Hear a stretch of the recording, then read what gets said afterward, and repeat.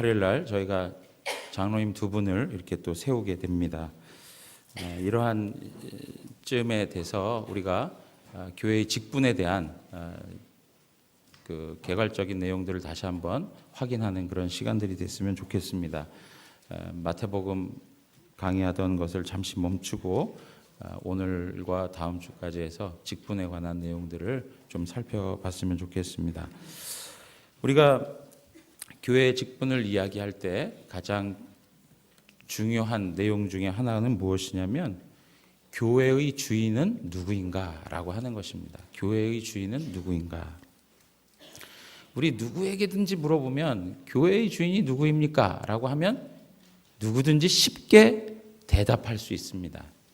교회의 주인이 누구세요?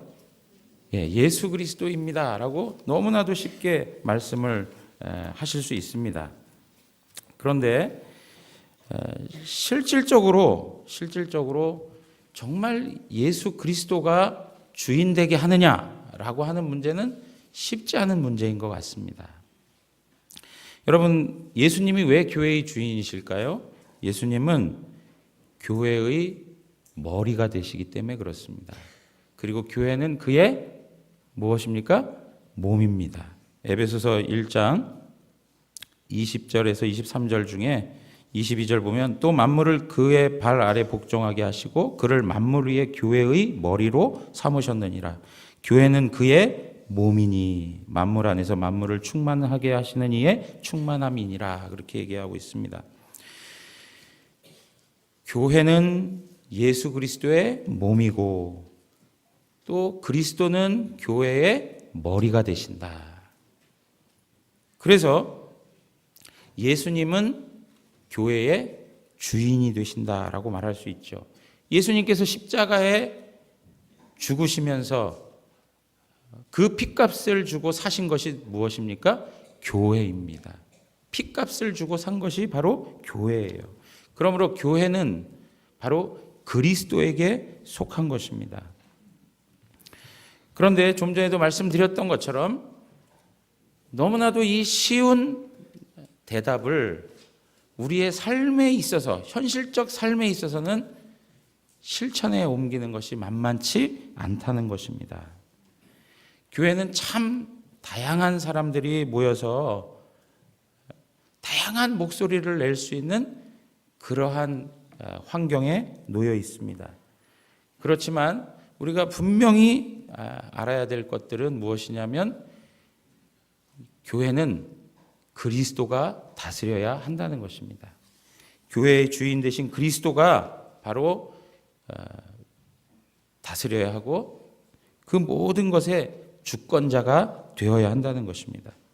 그런데 실질적으로 교회들 안에 나타나는 모습들을 보면 오래된 신자가 교회의 주인이 되려고 하는 그런 일들이 있고 또 교회에서 봉사하고 헌신하고 많은 것으로 희생한 사람들이 교회의 주인이라고 하는 생각을 하는 거예요.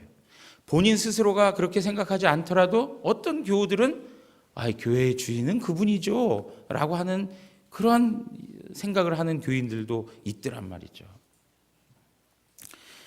이러한 일들 가운데 교회의 주권, 교회의 주도권이 누구의 것이냐라고 하는 다툼이 끊임없이 일어납니다. 목사가 교회의 주도권을 가지느냐, 장로가 교회의 주도권을 가지느냐, 이러한 것들로 인해서 많은 문제들이 생겨요. 당회가 교회의 주도권을 가지느냐, 교우들이 그 모든 것에 주권을 행사하느냐, 이런 싸움이 오늘날 많은 교회들 가운데 참 안타깝지만 나타나고 있는 것은 사실이라는 것이죠. 그러나 우리가 분명히 알아야 될 것은 무엇이냐면 교회는 그리스도의 통치를 받아야 됩니다. 교회는 그리스도의 통치를 받아야 된다. 많은 분들이 그런 생각을 하는 것 같아요. 교회가 거룩한 백성들의 모임이다. 구원받은 성도들의 모임이다. 라고 생각을 해서 교인이 곧 교회다. 라고 하는 생각을 합니다. 이건 틀리지 않은 이야기입니다. 그런데 이러한 생각들이 교인들의 어떤 주권을 드러내고 자신들의 주장을 관철하기 위한 하나의 이론이라면 이것은 문제가 있는 것입니다. 여러분, 교회는 거듭거듭 말씀드리지만 민주주의가 아닙니다. 교회는 신본주의입니다. 교회는 항상 그리스도의 다스림을 받아야 되는 것이 교회예요. 머리 대신 그리스도의 생각을 따르는 것이 교회입니다. 머리 대신 그리스도의 뜻을 따라 움직이는 것이 교회예요. 그러므로 어느 누구도 목사를 비롯해서 어떤 중직자들도 전부 다 그리스도를 대신할 수는 없습니다. 주인 행세를 할 수 없다는 것입니다. 사랑하는 성도 여러분, 이러한 측면에서 교회를 사유하는 그런 일들이 생겨나는 일들에 대하여 하나님 앞에서 철저하게 심판을 받을 수밖에 없습니다. 그래서 목사도 하나님의 눈을 살펴야 되는 거고, 그죠? 장로도 하나님의 마음을 헤아려야 하는 것입니다. 모든 교회의 모든 회중들도 하나님의 뜻을 묻는 그런 태도를 가지고 하나님 앞에 나가야 되는 것이죠. 그래서 하나님의 눈치를 살피는 그러한 은혜가 있기를 원합니다. 하나님의 임재 속에 하나님의 권위 그리고 하나님의 주인 되심을 인정하면서 하나님을 늘 염두에 두셔야 돼요. 그 하나님 앞에서 우리가 어떻게 우리를 주장할 수 있단 말입니까? 그 주인 되신 하나님의 주권을 인정해야 된다는 것입니다. 자, 그러면서 우리가 이 직분을 생각할 때 우리가 직분을 가졌다고 하는 것이 교회의 주인이 아니지만 이 직분에 대해서 우리가 어떤 생각을 해야 되느냐? 우리는 이 직분을 하나님이 주신 선물로 받아들여야 된다는 거예요. 하나님이 주신 선물이다. 여러분, 오늘 에베소서 4장 7절에서 11절 말씀을 우리가 읽었는데요. 거기 보니까 7절에 우리 각 사람에게 그리스도의 선물의 분량대로 은혜를 주셨다, 그렇게 얘기합니다. 그리고 나서 8절에 보면 그러므로 이르기를 그가 위로 올라가실 때 사로잡혔던 자들을 사로잡으시고 사람들에게 선물을 주셨다, 그렇게 얘기해요. 그 선물이 뭐냐? 그 선물이 11절에 나와 있는 거예요. 그가 어떤 사람은 사도로, 어떤 사람은 선지자로, 어떤 사람은 복음 전하는 자로, 어떤 사람은 목사와 교사로 삼으셨다는 거예요. 이 이야기가 무슨 얘기냐면 예수 그리스도께서 죽으셨다가 부활하신 다음에 하늘로 올라가셨다. 그리고 그 모든 구속 사건을 통해서 사단의 권세를 이기고 승리하셨다. 그러면서 하늘 보좌에 오르셨다는 것입니다. 그런 후에 사람들에게 뭘 주셨다고요? 하나님께서 선물을 주셨다는 거예요. 그 선물이 뭐예요? 직분이라고 하는 거예요. 직분. 그러니까 오늘 말씀이 우리에게 이야기하는 게 무엇이냐? 우리가 하나님으로부터 받은 직분은 뭐라고요? 선물이라는 거예요. 선물. 선물. 자, 민수기 8장 19절 우리 개정 성경에 가서 보시면 그 의미가 분명하게 나와 있지는 않습니다. 여기 한번 보십시오. 내가 이스라엘 자손 중에 레위인을 취하여 그들을 아론과 그의 아들들에게 주어 그들로 회막에서 봉사하게 하였다, 이런 말씀입니다. 자, 그런데요, 개역 한글 성경, 우리가 이전에 보던 개역 한글 성경에는 이렇게 표현하고 있습니다. 19절에 보시면 내가 이스라엘 자손 중에서 레위인을 취하여 그들을 아론과 그 아들들에게 무엇으로 주었다고요? 선물로 주었다 그래요. 선물로 주었다. 아론과 그 자손에게 레위 사람들을 선물로 주어서 그 직분을 감당하게 했다는 거예요. 그러니까 직분이라고 하는 것은 하나님의 선물이라고 하는 의미가 담겨 있다는 것이죠. 자, 이 내용을 더 분명하게 설명하고 있는 구절들이 있습니다. 민수기 18장 7절입니다. 민수기 18장 7절 다 같이 한 목소리로 읽겠습니다. 너와 내 아들들은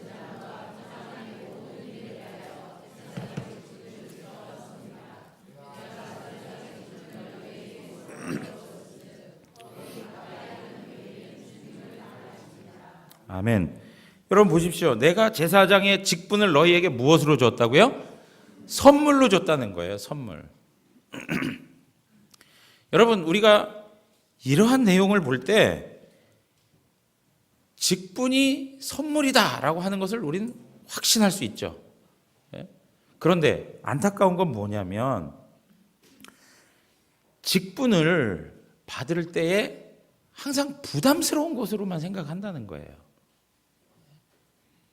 달갑지 않은 것이라고 생각을 해요. 하나님이 나를 그 자리에 불러 세우신 것에 대하여서 웬만하면 회피하고 싶은 마음이 많아요. 아니, 목사님, 저 말고 다른 사람이 있지 않습니까? 저는 잘 못합니다. 저는 거기에 적합하지 않은 것 같습니다. 아유, 제가 너무 분주한 삶이 있어서 그것까지 하기 부담스럽습니다. 목사님도 잘 아시지 않습니까? 제 삶이 얼마나 분주하고 바쁜지. 어떻게 그것까지 저한테 맡기신다고. 뭐 이러한 표현들을 우리 안에 할 수 있단 말이에요. 저 우리 대구 영안교회 성도들이 그렇게 한다는 거 아니라, 예? 저기 다른 동네에 있는 교회에서 그럴 수 있다는 거예요. 예? 여러분, 그러한 표현들이 우리 안에, 우리 마음 가운데 들어올 때가 있잖아요. 예? 그냥 부담스럽고 귀찮고 마음에 무거운 짐으로 느껴지고. 근데 여러분 보세요. 선물이 주어졌는데 거기에 부담스러움이 있습니까? 파 한 단이라도 공짜로 준다고 그러면 막 줄 서가지고 그거 받으려고 하면서, 그죠? 선물로 하나님께서 우리를 불러서 그 귀한 직에 우리를 인도하시겠다고 하시는데 그걸 그냥 부담스러운 거. 물론 하나님 앞에서 거룩한 부담은 가져야겠죠. 그러나 그걸 하나님의 선물로, 하나님의 은혜로 받지 아니하고 마치 내가 어떤 능력이 있어서 하는, 그것을 받을 만한 자격이 있는 사람처럼 생각을 한다든가, 아니면 그것을 거부하고 싶은 부담스러운 것으로만 생각하는 그런 경향들은 우리의 신앙에서 합당하지 않다는 것입니다.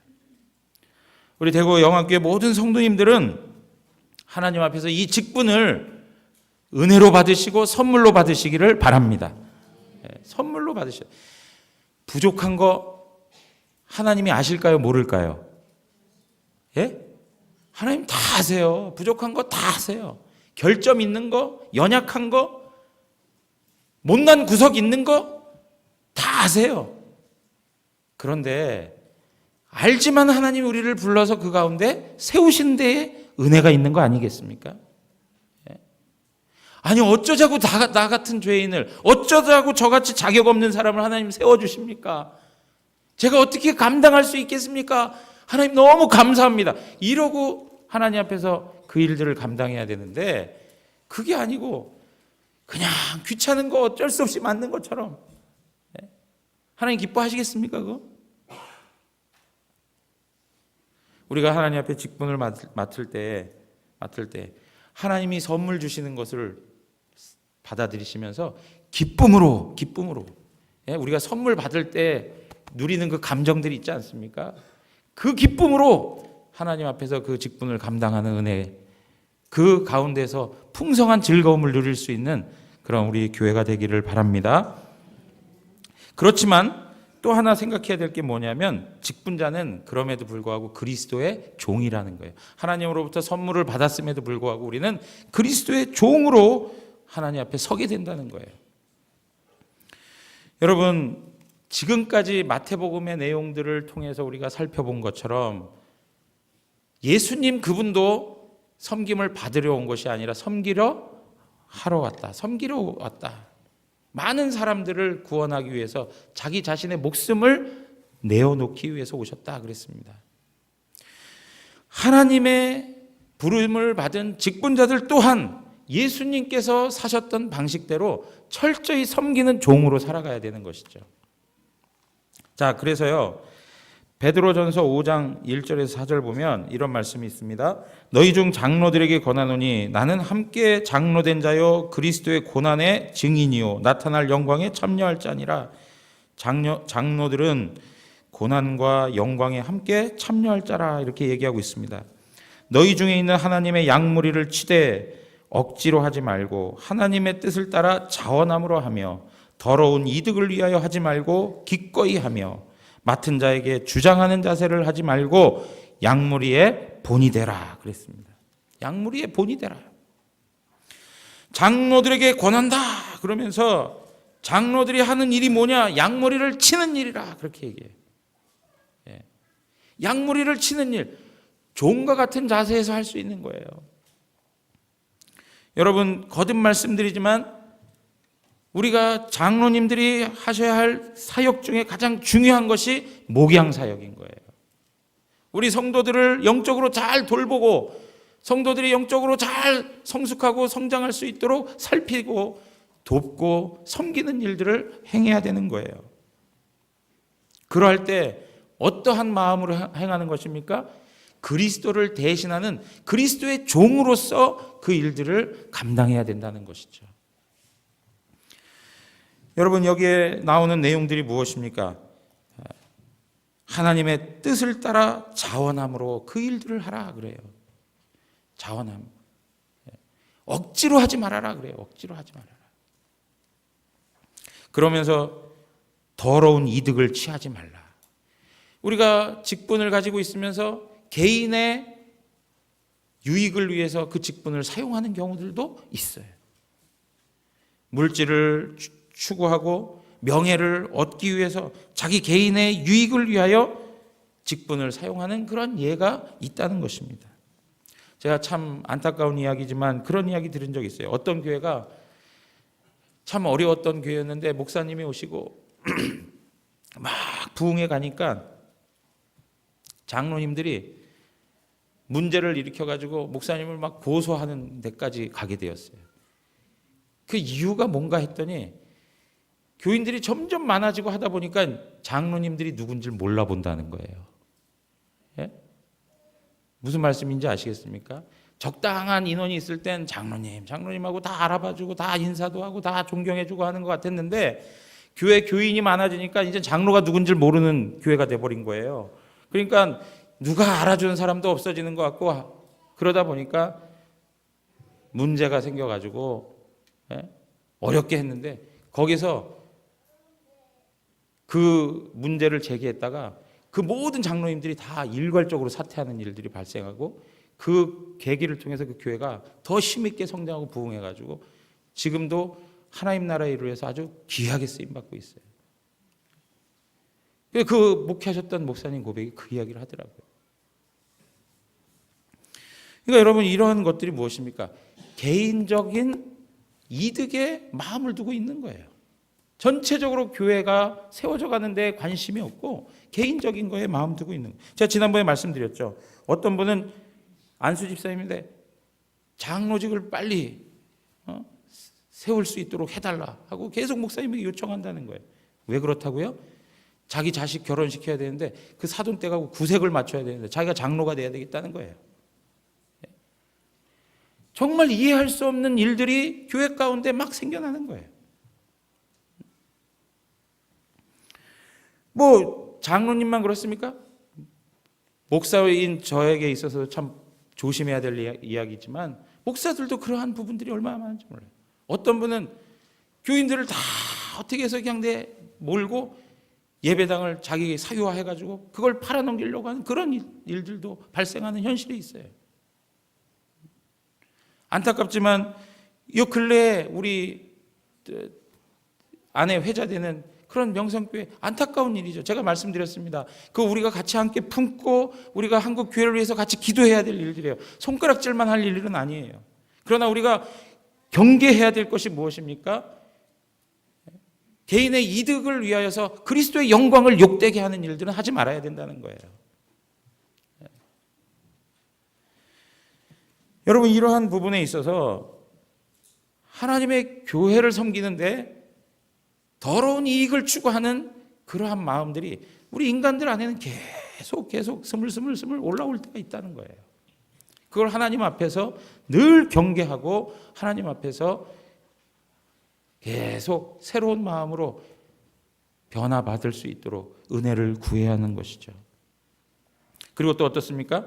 주장하는 자세를 하지 말아라. 주장하는 자세 하지 말아라. 오히려 약물이의 본이 되라 그래요. 주장하는 자세를 취하게 되면 어떤 경우에 약물이의 본이 되지 못할 수 있다라고 이야기하는 거예요. 반대로 이야기하면 내가 주장하는 것을 오히려 포기하고 약물이의 본이 되는 것이 더 귀한 가치라고 말하는 거예요. 우리 직분자들이 잘 생각해야 될 게 있어요. 내가 주장하는 것, 내가 정당한 것, 내가 옳은 것 말할 수 있어요. 그러나 그것이 교회 전체적으로 받아들여지지 않을 때 그것에 대해서 내려놓을 수 있어야 돼요. 그리고 오히려 그 내려놓고 그것을 겸허히 따라가는 모습을 보일 때에 약물이의 본이 되는 거예요.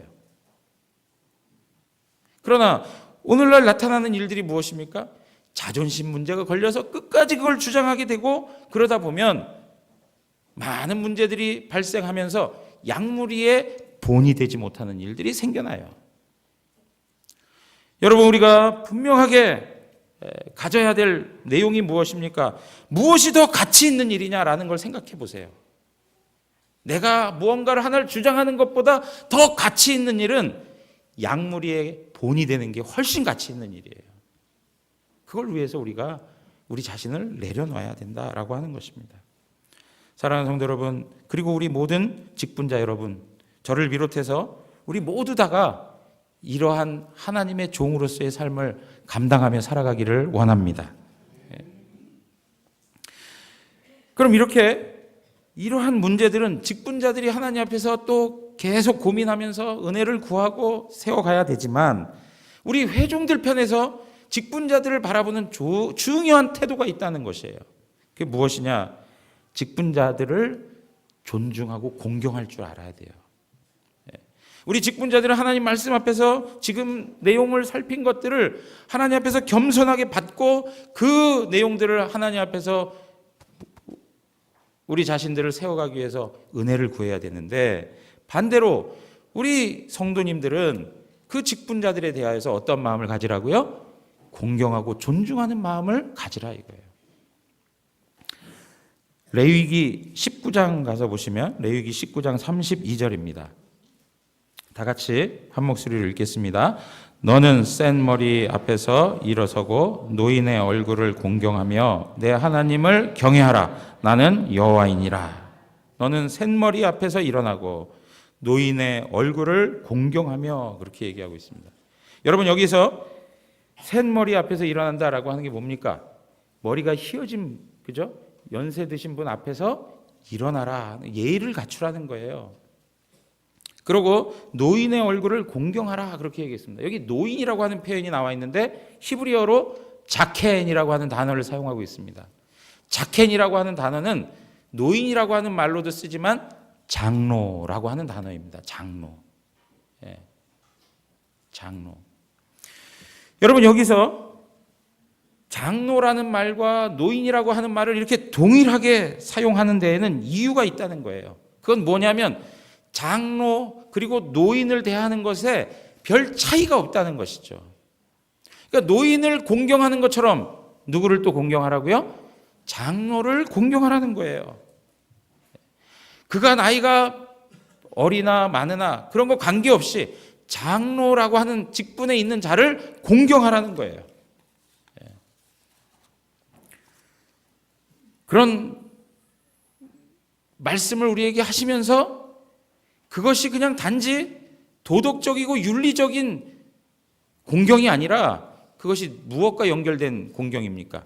하나님과 관계된 공경이라고 말해주고 있는 거예요. 뭐라고 얘기합니까? 노인을 공경하는 것이 곧 하나님을 경외하는 것이다, 그렇게 말씀하고 있습니다. 여러분, 우리 마지막 절에 그 32절 읽었던 게 뭡니까? 노인의 얼굴을 공경하며 내 하나님을 어떻게 하라고요? 경외하라 그랬습니다. 노인을 공경하는 것, 장로를 공경하는 것, 그것이 바로 하나님을 경외하는 것이다. 지금 말씀드린 것처럼 윤리 도덕적 차원에서 예의를 갖추라 하는 이야기가 아닙니다. 레위기 19장의 내용들을 보시면은요, 자, 레위기 19장 1절에서 2절에 있는 말씀 보세요. 다 같이 한 목소리 읽겠습니다. 여호와께서 모세에게 말씀하여 이르시되 너는 이스라엘 자손의 온 회중에게 말하여 이르라. 너희는 거룩하라. 이는 나 여호와 너희 하나님이 거룩함이니라. 하나님께서 뭐라고 얘기하시냐면 내가 거룩하니까 너희도 거룩해라 라고 하시면서 그 다음 삶에 대한 이야기들을 쭉 하시는 거예요. 그러니까 지금 레위기 19장에서 이야기하고 있는 것은 어떤 도덕적이고 윤리적인 삶을 바르게 살아라 하는 이야기가 아니라 그것을 넘어서서 하나님이 거룩하니까 너희도 거룩하라. 하나님 백성의 거룩한 특징을 보여주면 살아라 하는 이야기예요. 하나님 백성으로서 거룩한 백성의 특징을 나타내며 살아라라고 하는 거예요. 그런 차원에서 누구를 공경하라는 거예요? 노인을 공경하라는 거예요. 장로를 공경하라는 거예요. 그러니까 노인을 공경하고 장로를 공경하는 그 일은 하나님 그분의 거룩함을 그대로 받는 사람들이고, 그리고 하나님의 백성으로서 거룩한 특징을 설명해 주는 내용이라는 것이죠. 하나님의 백성이고 하나님을 섬기는 자이고 하나님의 거룩하심을 본받은 자라면 어떻게 한다고요? 장로를 공경하는 자로 살아가야 된다는 거예요. 여러분 히브리서 13장 7절을 한번 가서 보시면 하나님의 말씀을 너희에게 일러주고 너희를 인도하던 자들을 생각하며 그들의 행실의 결말을 주의하여 보고 그들의 믿음을 본받으라 그랬습니다. 하나님의 말씀을 너희에게 일러주고 너희를 인도하는 자들, 이건 목사 장로, 여기서 장로라고 하는 단어들이 나오는 거는 전부 목사 장로를 다 포함해서 얘기하는 거예요. 그들을 생각하며 그들의 행실의 결말을 주의하여 보고 그들의 믿음을 본받으라고 그랬어요. 그러니까 다른 데 마음을 갖지 말고 하나님께서 세우신 교회의 목사 장로들의 모습들을 살피면서 그들을 인하여서 믿음의 본보기를 삼고 하나님 앞에 살아가야 된다라고 하는 것을 이야기하고 있는 거예요. 여러분, 그들을 주의 깊게 보는 것은 공경과 존중의 마음이 없어서는 안 되는 거예요. 17절에 있는 말씀 우리 다 같이 한번 읽겠습니다. 17절입니다. 너희를 인도하는 자들에게 순종하고 복종하라. 그들은 너희 영혼을 위하여 경성하기를 자신들이 청산할 자인 것 같이 하느니라. 그들로 하여금 즐거움으로 이것을 하게 하고 근심으로 하게 하지 말라. 그렇지 않으면 너희에게 유익이 없느니라. 여기 뭐라고 얘기합니까? 너희를 인도하는 자들에게 순종하고 복종하라는 거예요. 그들은 너희 영혼을 위하여 경성하기를 자신들이 청산할 자인 것처럼 한다는 거죠. 그래서 그들로 하여금 그러한 주의 사역을 하는 데 있어서 즐거움으로 할 수 있도록 하라는 거예요. 근심하게 하지 말라는 거예요. 만약에 근심하게 하는 방식으로 하게 되면 그것이 너희에게 유익이 없다는 이야기를 하는 거예요. 자, 여러분 한번 보세요. 오늘날 보면 많은 유명한 목사님들이 있어요. 그리고 그것에 도전을 받고 영향을 받을 수도 있어요. 그것 자체를 제가 나쁘다는 게 아니에요. 그리고 다른 교회 장로님들, 훌륭한 장로님들도 많이 있을 수 있어요. 그분들을 존경하고 하는 건 나쁘다는 거 아닌데요. 더 중요한 것은 하나님께서 본 교회에 세우신 목사 장로를 존중할 수 있는 마음이 있어야 돼요. 예? 자, 보십시오. TV에서 나오는 유명한 목사님들, 그분들이 우리 성도님들 위해서 새벽마다 이름이라도 불러가면서 기도해 본 적 있습니까? 예? 서로 마음 아픈 일들을 경험할 때 같이 그 마음을 나누고 그것을 가지고 하나님 앞에 기도하며 서로 격려하고 그런 적이 있습니까?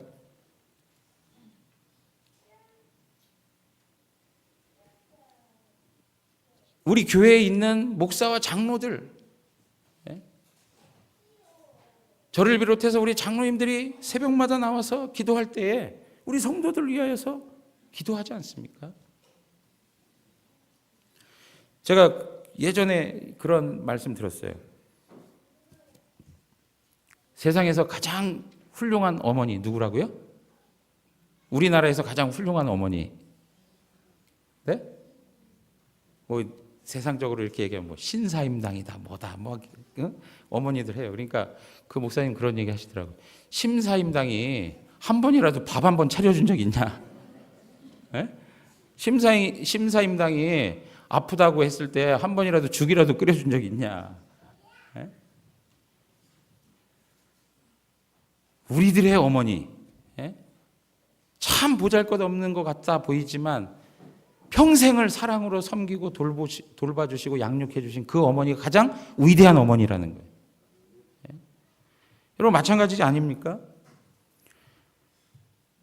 여기 서 있는 목사나 우리 장로님들 부족한 것이 왜 없겠습니까?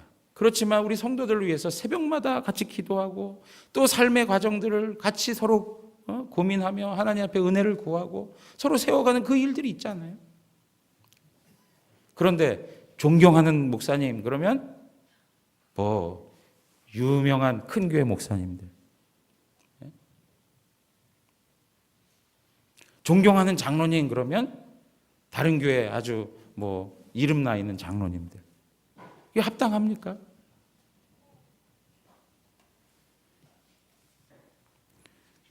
이런 얘기하는 거 참 쉽지 않은데요. 쉽지 않은데 그래도 우리가 좀 알아야 될 거 아닙니까? 그죠? 네, 알아야 될 거 아닙니까? 사랑하는 성도 여러분, 우리가 하나님께서 우리 교회 가운데 세워주신 직분자들을 존중하고 공경할 수 있는 은혜가 있기를 바랍니다. 직분자를 무시하고 경멸하는 것은 그를 이곳에 보내주시고 세우신 그리스도를 경멸하는 거예요. 그리스도를 무시하는 거예요. 벨직 신앙고백서 해설에 이런 표현이 있습니다. 장로들의 가정 방문은 단순히 두 사람의 방문이 아니라 장로라는 사람 안에서 그리스도께서 오시는 것이다.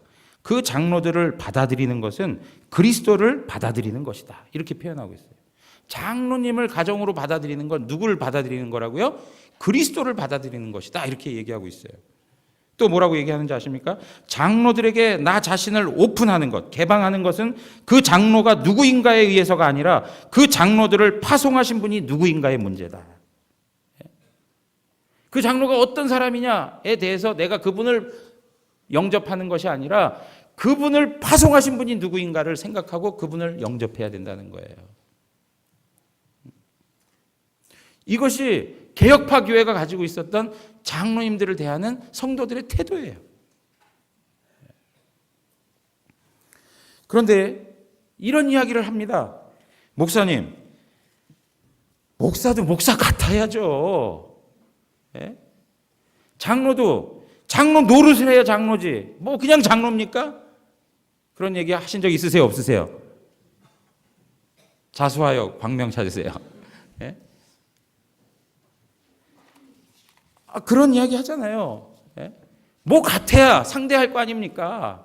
그러면서 완전히 권위를 무시해버려요. 예. 그런데 여러분 보십시오.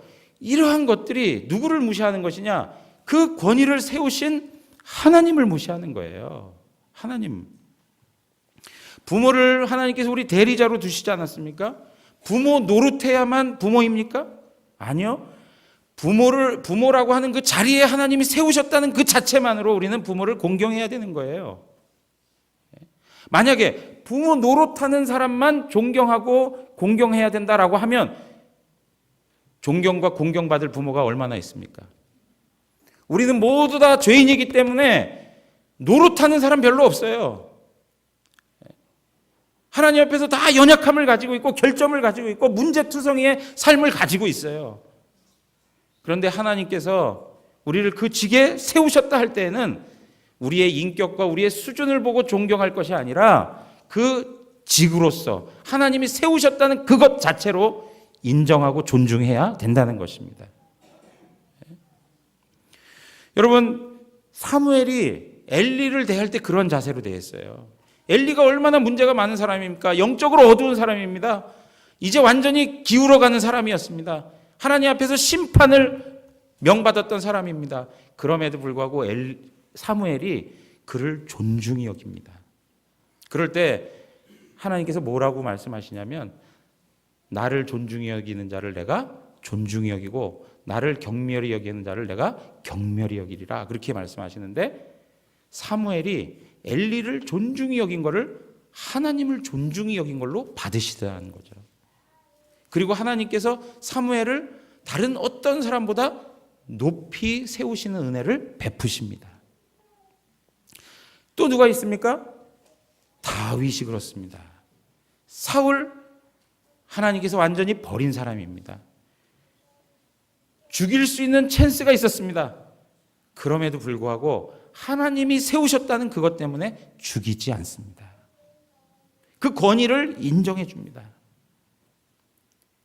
그런 자에 대해서 하나님 뭐라고 하시냐면 다윗은 내 마음에 합한 자라고 말합니다. 사랑하는 성도 여러분, 노릇하느냐 아니냐, 어떤 조건이 있느냐 없느냐로 직분을 판단하지 마십시오. 어느 누구든지 하나님 앞에서 공경하고 존중하십시오. 안타까운 게 뭔지 아십니까? 큰 교회 목사 앞에서는 굽실굽실하고 개척교회 목사 앞에서는 고개 들고 함부로 대하는 우리의 모습들이 있단 말이에요.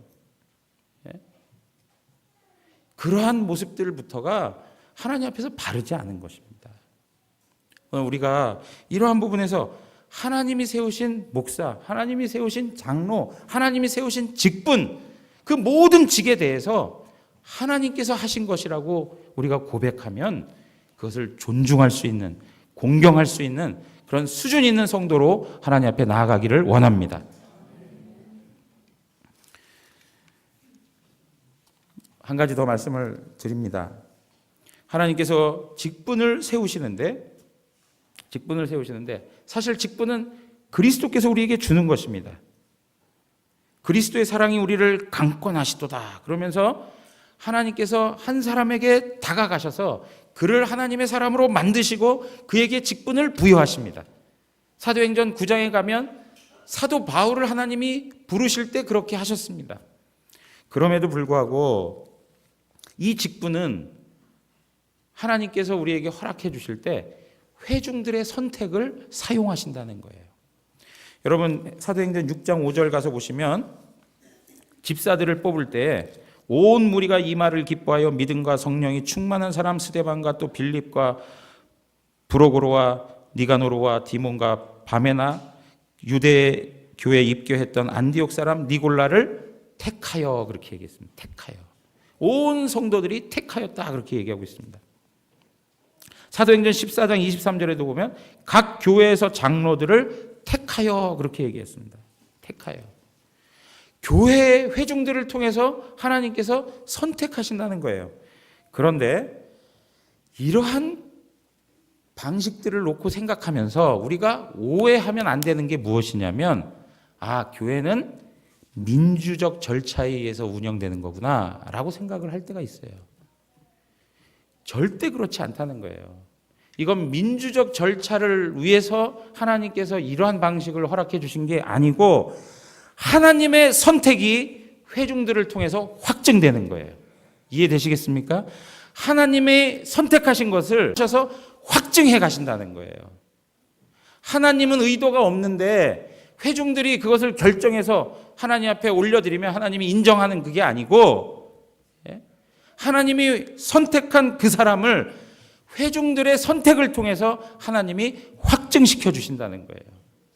그러니까 이런 방식 때문에 교회에 대한 부분을 민주주의라고 생각하면 절대 안 된다는 거예요. 그래서 우리 장로님들을 한 분 세운다 그러면 무슨 국가에서 국회의원 한 명 세우는 것처럼 생각해서는 절대 안 된다는 거예요. 어떤 분은 참 답답하게 교회에도 3권이 있습니다.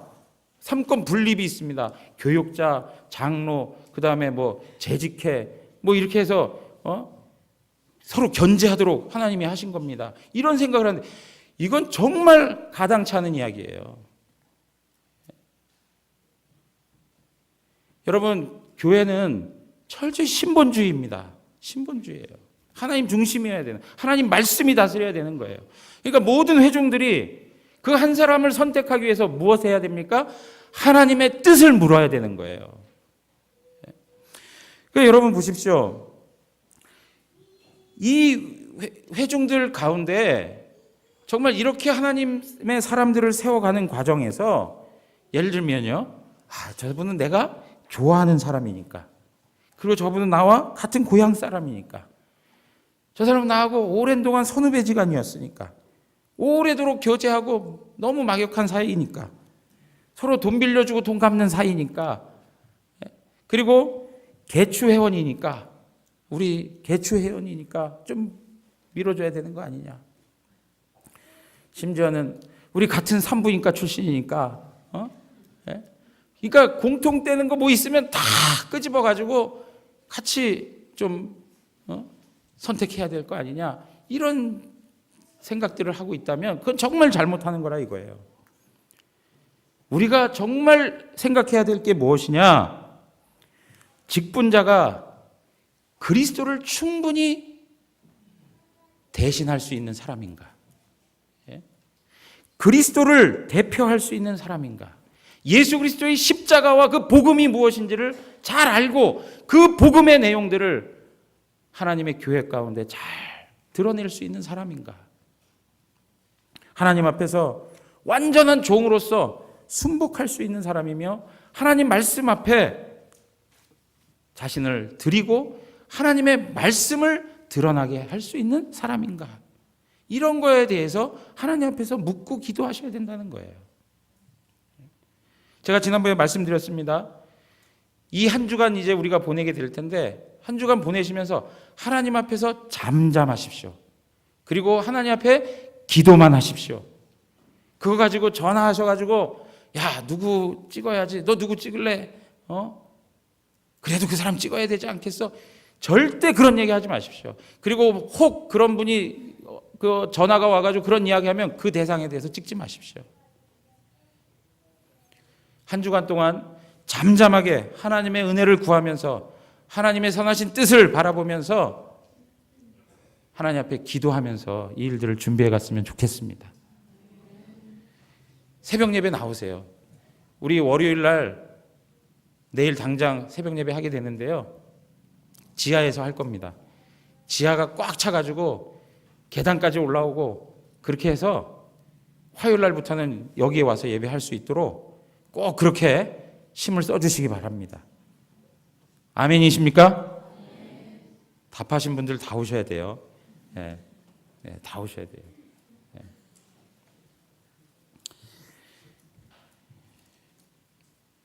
그리고 또 그 직분을 받는 사람도 무슨 의식을 가져야 돼요? 내가 사람들에게 인기 투표로 내가 어느 정도 인기를 얻고 내가 인정받는 사람이구나, 이런 생각하시면 절대 안 되는 거예요. 안 되고 무슨 생각해야 돼요?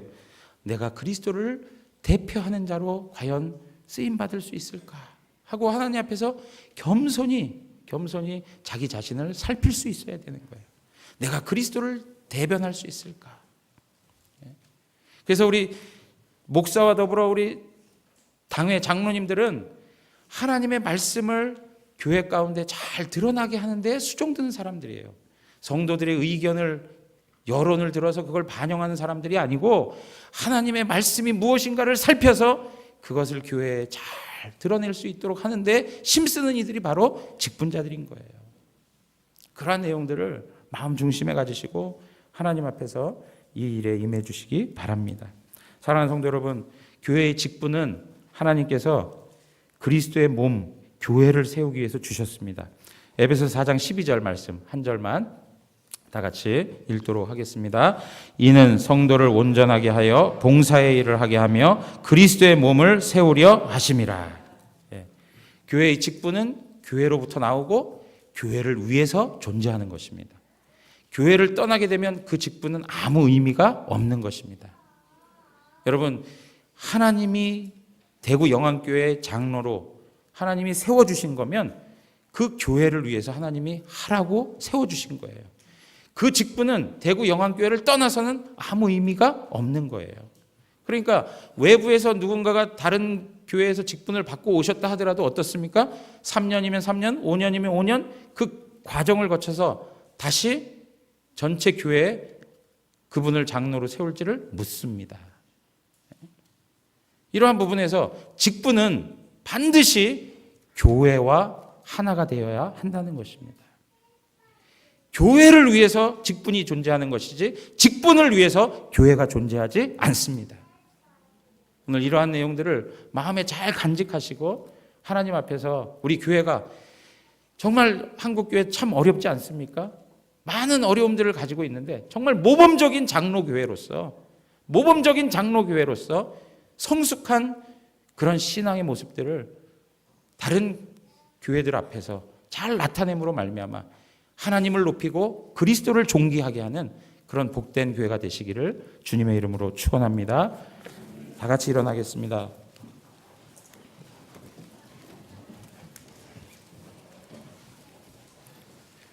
우리를 사용하여 주시옵소서. 찬양하겠습니다.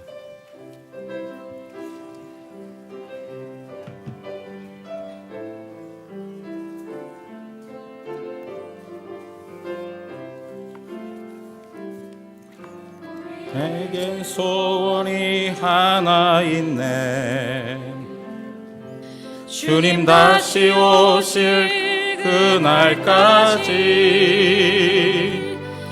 우리 가슴에 새긴 주의 십자가 사랑 나의 교회를 사랑케 하네. 주의 교회를 향한 우리 마음 희생과 포기와 가난과 고난 하물며 죽음조차 우릴 막을 수 없네. 우리 교회는 이 땅의 희망. 교회를 교회되게 예배되게 우릴 사용하소서. 진정한 부흥의 날 오늘 임하도록 우릴 사용하소서. 성령 안에 예배하리라. 성령 안에 예배하리라. 자유의 마음으로 사랑으로 사역하리라. 교회는 생명이니 교회를 교회되게 예배되게 우릴 사용하소서. 진정한 부흥의 날 오늘 임하도록 우릴 사용하소서. 우리에겐 소원이 하나 있네. 우리에겐 소원이 하나 있네. 주님 다시 오실 그날까지 우리 가슴에 새긴 주의 십자가 사랑 나의 교회를 사랑케 하네. 주의 교회를 향한 우리 마음 희생과 포기와 가난과 고난 하물며 죽음조차 우릴 막을 수 없네. 우리 교회는 이 땅의 희망. 교회를 교회되게 예배되게 우릴 사용하소서. 진정한 부흥의 날 오늘 임하도록 우릴 사용하소서. 교회를 교회되게 예배되게 교회를 교회되게 예배되게 우릴 사용하소서. 진정한 부흥의 날 오늘 임하도록 우리를 사용하소서. 우리 함께 기도하겠습니다. 기도하실 때 오늘 주신 말씀들을 다시 한번 생각하면서 하나님 앞에서 정말 하나님의 귀한 선물로 받는 그런 직분이 되게 하여 주시옵소서. 그리고 우리가 직분자들을 잘 공경하고 섬길 수 있는 그러한 마음을 더하여 주시옵소서. 하나님께서 행하시는 모든 일들 앞에서 하나님의 권위를 인정하고 하나님의 하나님 되심을 인정하며 하나님 앞에서 신실한 직분자들을 세워갈 수 있는 교회가 되게 하여 주시고, 정말 모범적인 하나님의 교회로서 이 땅에 하나님 나라를 잘 섬기는 우리 대구 영광교회가 되게 하여 주시옵소서. 우리 시간 다 같이 기도하며 간구하겠습니다. 살아계신 하나님 아버지, 은혜를 구합니다. 하나님 사랑 앞에 나갑니다. 하나님 아버지 도와주시옵소서.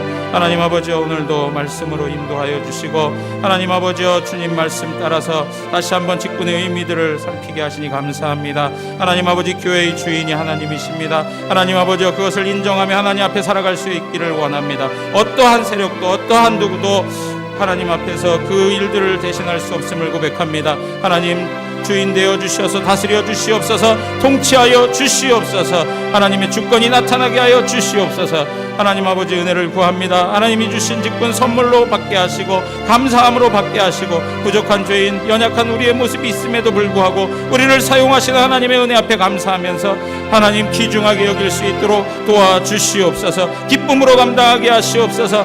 하나님 아버지여 차원하는 마음으로 감당할 수 있도록 도와주시옵소서. 하나님 아버지 우리 모든 성도들 마음 가운데 직분자들을 존중하고 공경할 수 있는 마음 있기를 원합니다. 하나님 아버지 은혜를 내려주셔서 하나님 아버지 직분자들을 잘 섬기는 그런 믿음의 아름다운 공동체가 될 수 있도록 도와주시옵소서. 하나님 아버지께서 세우시는 방식들을 존중하게 하시옵소서. 하나님이 하시는 그 모든 일들을 바라보면서 하나님의 주권이 나타나고 하나님의 뜻이 나타나는 교회가 되기를 원합니다. 하나님의 뜻을 잘 받들어 섬기는 직분자들 교회가 되게 하여 주시고, 하나님 이 시대에 하나님 앞에 귀하게 쓰임받는 하나님의 교회가 되도록 은혜를 내려 주시옵소서. 하나님 우리를 새롭게 하시옵소서. 우리에게 부흥을 더하여 주시옵소서. 지금은 우리 주 예수 그리스도의 은혜와 하나님 아버지의 크신 사랑과 성령 하나님의 함께 하심이 오늘도 하나님 앞에서 직분자로 하나님과 사람 앞에 칭찬받으며 하나님의 교회를 존귀 여기고 세상 앞에서 모범적인 장로교회로서의 그 성숙함을 하나님 앞에 드러내는 데 쓰임받기를 소원하는 우리 대구 영광교회 모든 성도님들 머리 위에, 또 그 가정 위에, 그 직분적 삶의 모습 위에 이제로부터 영원토록 함께 있을지어다. 아멘.